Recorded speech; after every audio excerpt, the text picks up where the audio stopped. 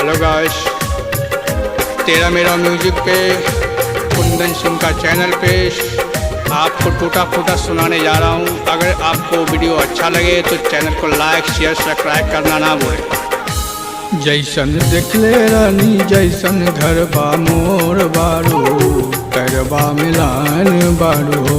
जैसन देखले रानी जैसन घर बा मोर बारू, करबा मिलान बारू हो।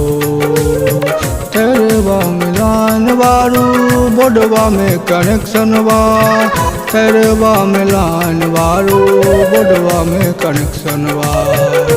जैसन सेक्शन वारू, जैसन सेक्शन वारू, टोला टोला टोला महल्ला, तल्ला दु तल्ला वारू ना।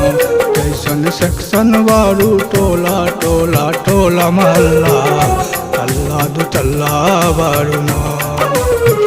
तल्ला दु तल्ला वारू, टोला महल्ला वा। तल्ला दु तल्ला वारू, टोला महल्ला वा। जैसन सेक्शन वारू, जैसन सेक्शन वारू, टोला टोला टोला महल्ला, तल्ला दु तल्ला वारू ना। जैसन सेक्शन वारू, टोला टोला टोला महल्ला, तल्ला दु तल्ला वारू ना। तल्ला दु तल्ला वारू, टोला महल्ला वा।